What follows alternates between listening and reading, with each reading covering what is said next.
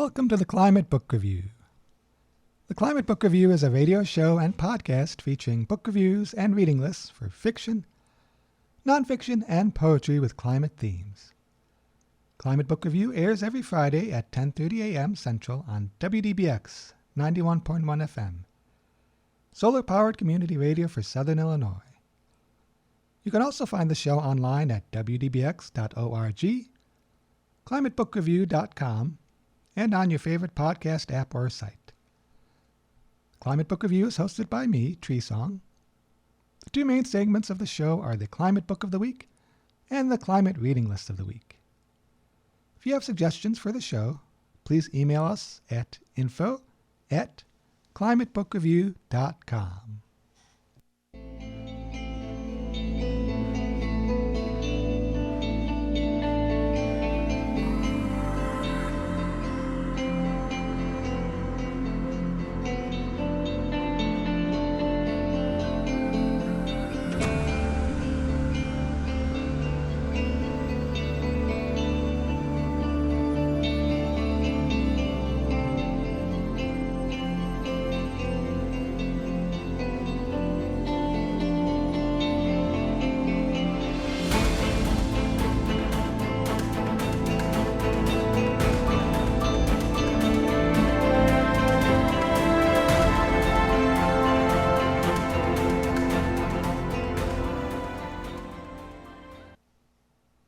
Now it's time for the Climate Book of the Week. This week's Climate Book of the Week is Imagine 2200, the 2025 collection.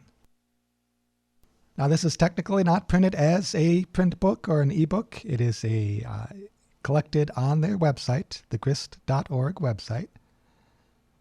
But rather than wait until months or even years until they actually put it out in an official anthology, I wanted to cover it today in the Climate Book of the Week while it's still fresh.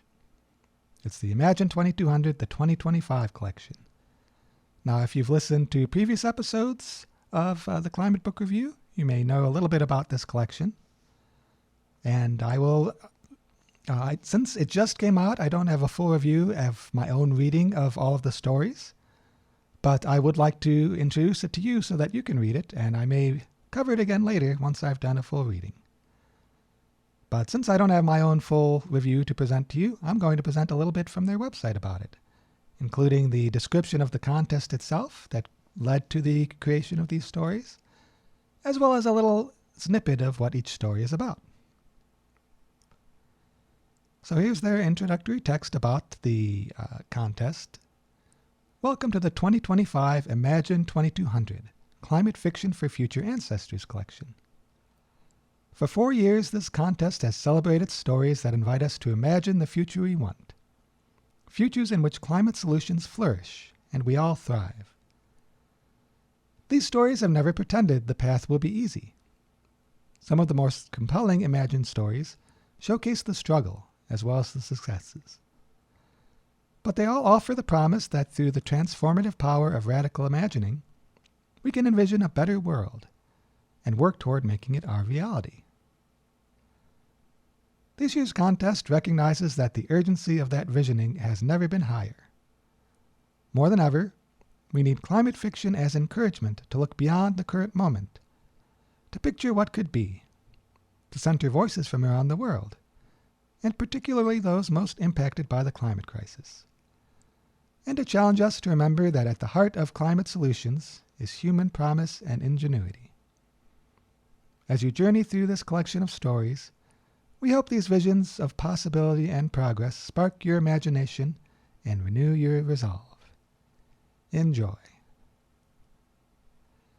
Now, there are a few things that I love about Imagine 2200. I'm glad they have kept doing it year after year. Sometimes these contests will just go once or go a couple times, but they've made great success here. And I like the fact that it emphasizes the positive without erasing the negative.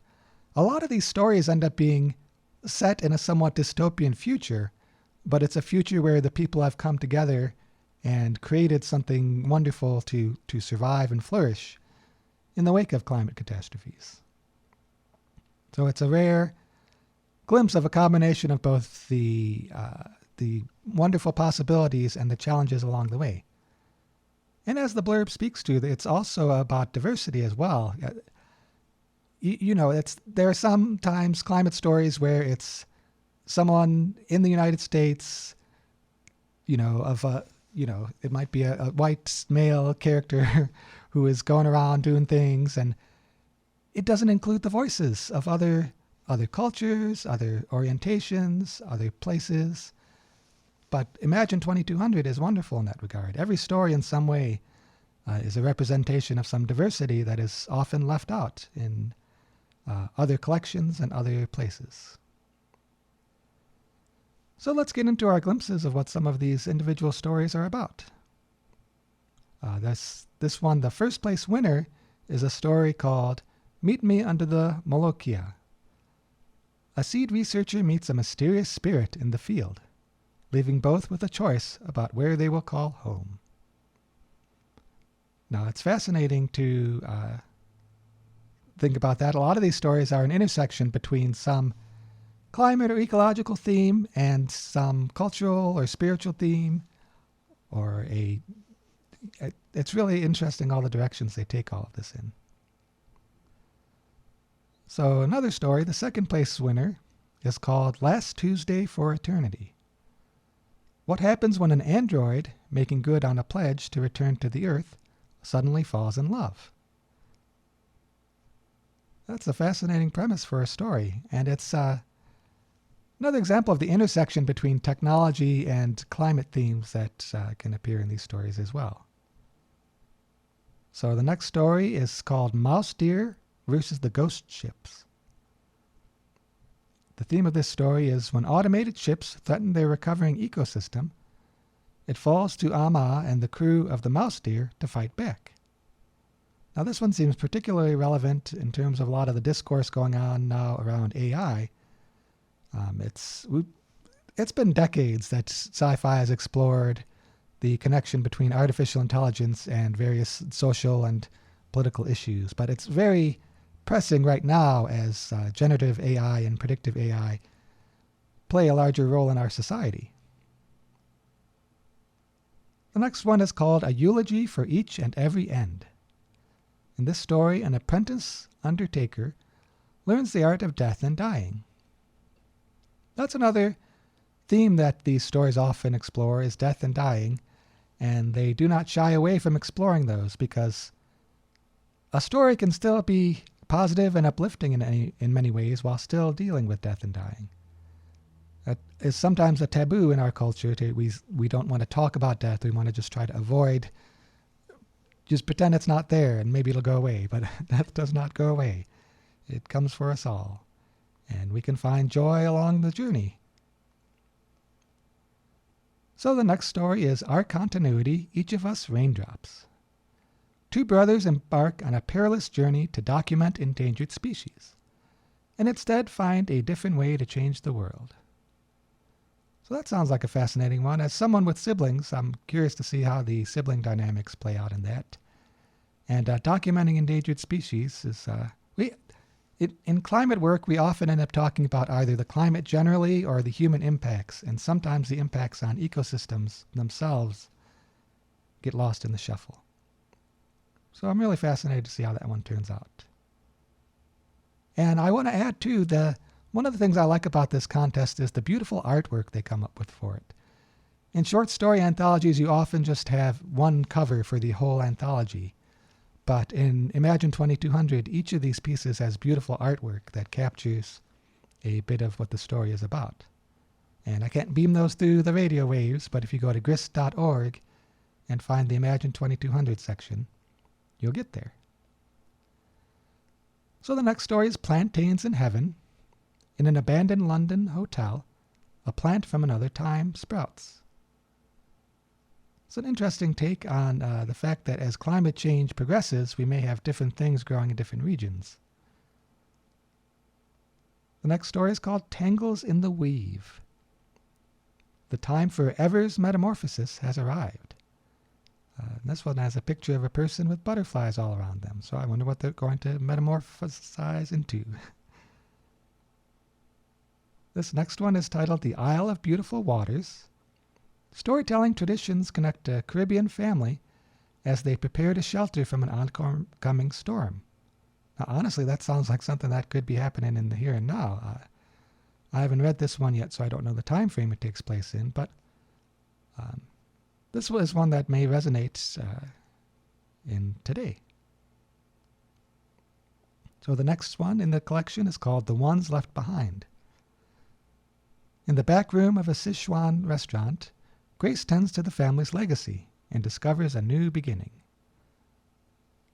And that's a recurring theme in a lot of these stories is, since it is about the climate crisis, there is often either, it may often take place in a future where there's been a lot of chaos and challenges that people face, or it may be in a situation where there's, a hurricane going on or other climate catastrophe. But they do always find a way in this particular contest to bring it back to something positive and uplifting. So the next story on the list is called This View from Here. As a young woman prepares to leave her small town, a fight with her father sheds light on their fears for the future. That's another recurring theme in their climate stories, as well as climate fiction in general, is the role of fear, because fear plays such a prominent role in anticipating what's happening with the climate crisis, and it's something we have to grapple with on the personal level. On the personal level, we may not be able to change, what emissions are happening in our country and that sort of thing, but we all have to face our fears of the future, even beyond the climate crisis. But yeah. So the next story in this collection is called To Rescue a Self. At the Green Nigeria Youth's Fellowship, Eketi tries to find her voice. So a lot of good stories in this collection. We've gotten through almost all of them. There is one more left. We Cast Our Eyes to the Unknowable Now is the title of the last one in the collection. Deep in the fissures that plague Koreatown, Christina's search for her sister reveals something new. I do like how these descriptions of these stories maintain a bit of suspense about what exactly is going to happen while still presenting the theme of the story. So once again, this collection is called Imagine 2200. They just came out with the 2025 edition of it.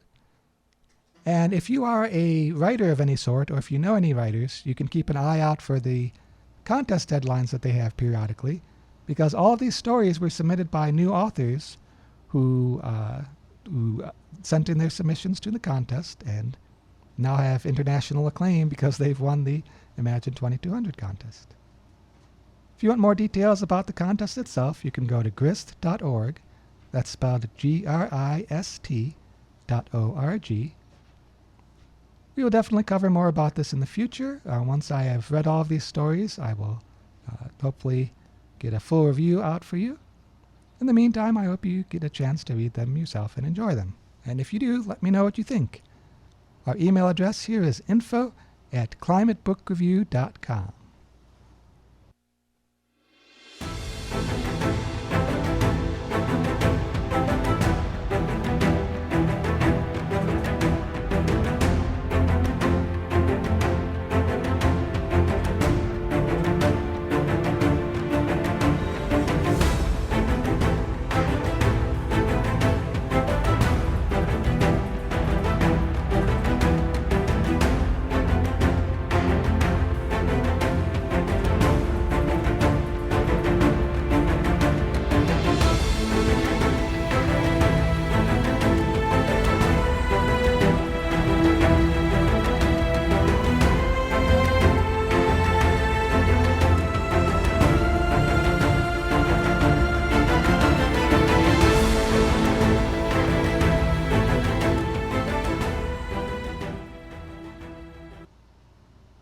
Now it's time for the climate reading list of the week.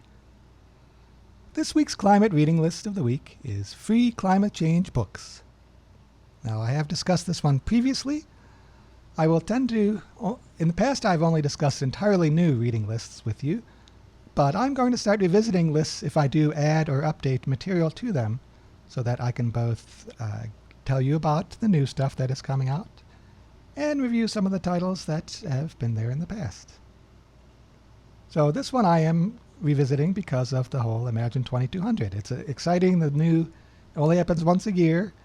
The Imagine 2200 collection has come out. So that is the latest new climate change book that is available for free online. But there are many others as well. And here's a bit about why I'm maintaining this reading list. Climate change books offer a thought-provoking and compelling way to do a deeper dive into the climate crisis.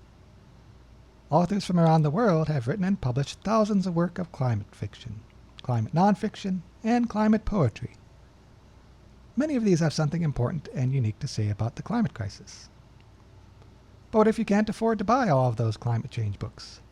Is there any place online where you can read climate change books, short stories, and poetry for free? Yes, there are. Well, and I want to also mention libraries are a thing too. That's one of my favorite places to read a lot of the books I review on here. I've gotten through the Carbondale Public Library. So this reading list, though, is a collection of every free climate change book that we've found so far that meets the book inclusion criteria. You can enjoy many hours of climate change reading simply by going through the titles on this list.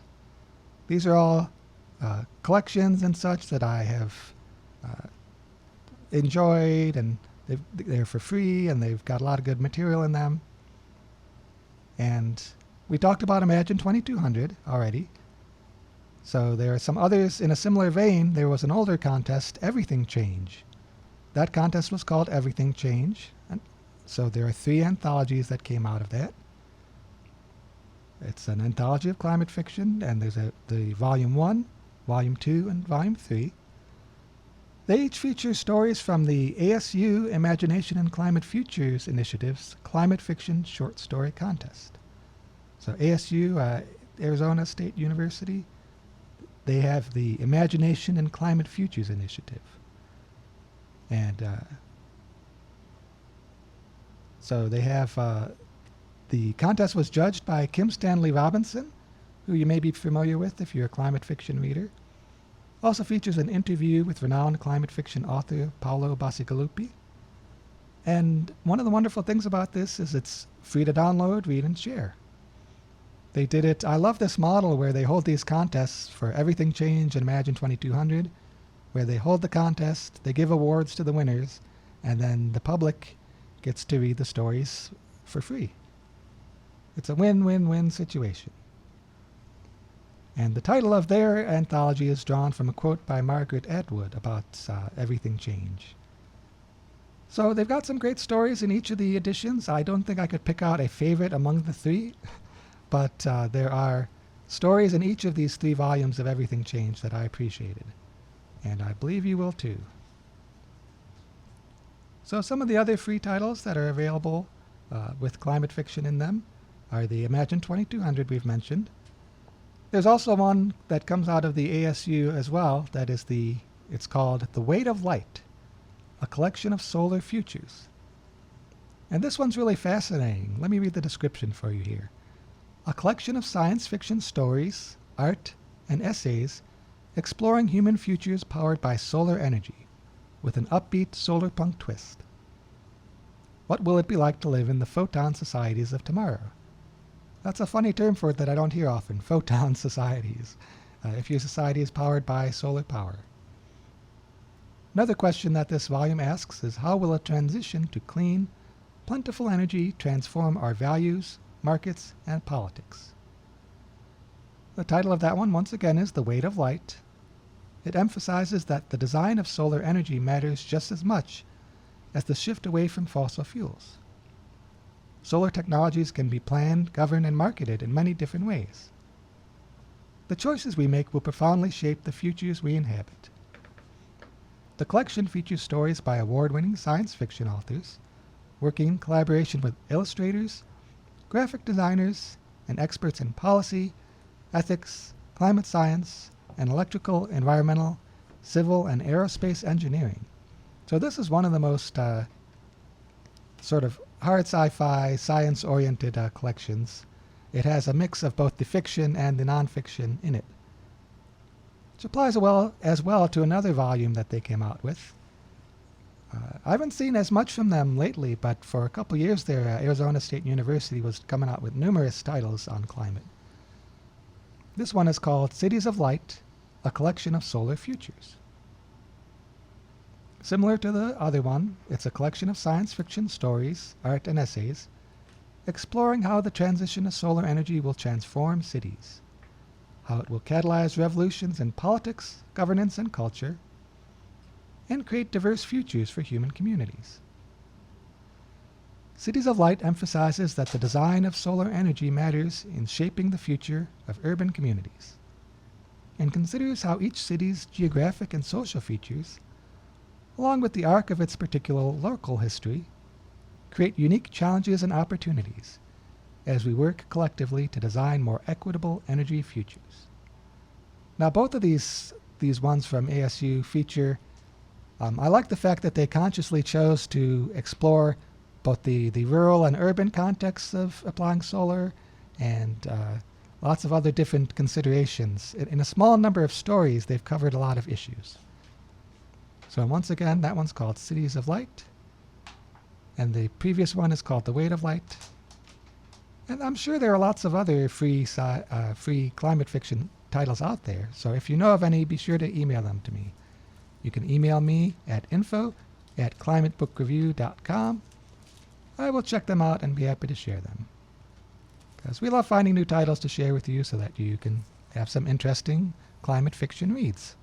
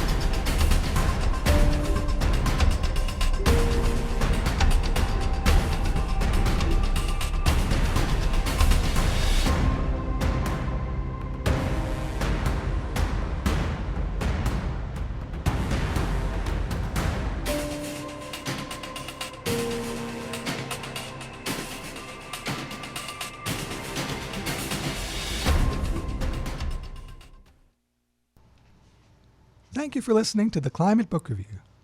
You can find more information about this episode and the show at climatebookreview.com. If you have suggestions for the show, please email us at info@climatebookreview.com. There are so many different climate fiction, nonfiction, and poetry titles out there that I could spend all day, every day talking about them, so knowing what you are most interested in as the listener would be helpful. info@climatebookreview.com. If you enjoyed this episode, you can support the show by telling your friends, giving the show a 5-star rating on your favorite podcast apps, and donating to WDBX at wdbx.org. Thank you to WDBX for broadcasting this and many other good shows, Liborio Conti for the music, and Ed Hawkins for the warming stripes graphic used in our logo. Learn more at showyourstripes.info. Finally, thank you to everyone who is reading, writing, and taking action in response to the climate crisis. With our powers combined, we can make climate justice a reality.